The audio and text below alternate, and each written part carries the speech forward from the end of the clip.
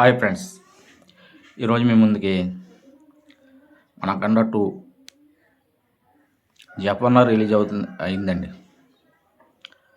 జపాన్లో రిలీజ్ అయ్యి సినిమా కుమ్ముతుందంటండి. ఇప్పటి వరకు 44 కోట్లు రావడం జరిగిందంటండి. 28 కోట్లు షేర్ రావడం జరిగిందండి. ఆ విధంగా అఖండ 2 టోటల్ కలెక్షన్ చూసుకుందాం ఒకసారి. బడ్జెట్ ఎంత, బ్రేక్ ఈవెన్ ఎంత, ఓటీటీలో ఏ విధంగా రెస్పాండ్ ఉందో. ఓటీటీ అంటే ఇప్పుడు కూడా టాప్ 3లో ఉందండి. ఇండియా వేడిగా అఖండ 2 నెట్ఫ్లిక్స్లో చూడండి ఒకసారి. ఓటీటీ రైట్స్ ఎంత, థియేటికల్ బిజినెస్ ఎంత, మొత్తం ఈ బిజినెస్ ఎంత అయింది, బడ్జెట్ ఎంత ఒకసారి చూద్దాం.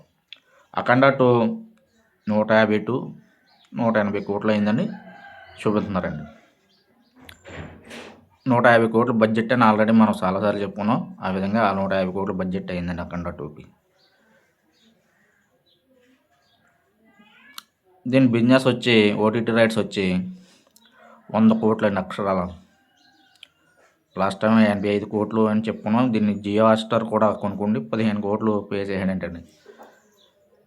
చూడండి మరి సినిమా ఎంతలాగా రైజ్ అవుతుందో. నెట్ఫ్లిక్స్ వాడు 85 కోట్లు, జియో వాడు 15 కోట్లు, ఆ విధంగా 100 కోట్లు అయిందండి. ఓటీటీ శాటిలైట్ రైట్స్ 60 కోట్లు, మ్యూజికల్ రైట్ 7 కోట్లు, థియేట్రికల్ బిజినెస్ 103 కోట్లు, అండ్ జపాన్లో కూడా అది 12 కోట్లు అంటున్నారండి. ఆ విధంగా 115 కోట్లు థియేట్రికల్ బిజినెస్. మొత్తం బిజినెస్ వచ్చి కలుపుకుంటే 282 కోట్లు అండి. అక్షరాల 132 కోట్లు సినిమా ముందే లాభాలు వచ్చాయండి నిర్మాతలకి. ఈ సినిమా షేర్ పరంగా చూస్తే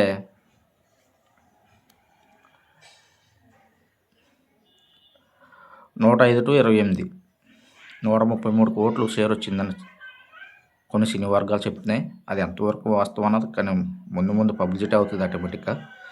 245 కోట్లు అక్షరాల గ్రాష్ వచ్చిందండి. ఇది వాస్తవం, ఫేక్ కాదు. మాపీ వెబ్సైట్లు అఖండ 2 కలెక్షన్ స్ట్రాంగ్ చెప్పి కొన్ని వెబ్సైట్లు వేసుకున్నాయండి, మూసేశారు. అంటే ఈ కొన్ని సినిమాలు ఎంక్వైరీ చేయడం వల్ల చాలామంది ఈ ఛానల్ రిపోర్ట్ కొట్టేయడం వల్ల మరి ఊరుకోరు కదా. దీనికి సంబంధించిన వాళ్ళు ఒక అభిమానిని ఒక సైడే చెప్పుకుంటూ వేరే వాళ్ళని బ్యాట్గా, నీకు ఇష్టమైతే ఒకళ్ళని లేపచ్చు జాకిలేసి, కానీ వేరే వాళ్ళని కిందపరచకూడదు. ఇలాంటి వాళ్ళని ఏంటంటే సుప్రీంకోర్టు కానీ హైకోర్టు కానీ ఛానల్ను సస్పెండ్ చేయమన్నట్టుగా ఆర్డర్ ఇచ్చిందంటండి. అందులో మన టీటీవీ వాడు బలైపోయినట్టుగా తెలిసింది ఇన్ఫర్మేషన్. నాకు ఉదయం ఆల్రెడీ మెసేజ్ వచ్చింది, దీనివల్ల ఏంటి యూజ్ అని. నేను ఆల్రెడీ రిపోర్ట్ కొడేసాను. ఇప్పుడు చిరంజీవి గారి సినిమా మన శంకర వరప్రసాద్ 300 కోట్లు వచ్చింది. అది నిజం చెప్పుకోవాలి. మన ఇష్టం వచ్చినట్టు మాట్లాడితే కుదురుతుందటి. మన 1.4 మిలియన్ వ్యూస్ వస్తే ఇలా 200 కోట్లు 200 మిలియన్ వ్యూస్ వచ్చాయని పబ్లిసిటీ చేస్తున్నారు. మన అందులో వాస్తవం అంటే నిజాలు చెప్పుకుంటే ఏ ఛానల్ అయినా ముందుకు వెళ్తుంది. లేదంటే మన ఛానల్ అయినా సరే సస్పెండ్ అయిపోద్ది మనం అబద్ధాలు చెప్తే. గత 30 సంవత్సరాలు చిరంజీవి గారు కేవలం 13 ఇట్లు ఉన్నాయి, అది నిజం. చెక్ చేసుకొని మీరు వెళ్ళి. బాలకృష్ణ గారు 22 ఇట్లు ఉన్నాయి, అది వాస్తవం. ఇవన్నీ నిజాలు మనం గూగుల్లో చెక్ చేసి అన్నీ చేసి కరెక్ట్ ఇన్ఫర్మేషన్ మీకు ఇవ్వడం జరుగుతుంది.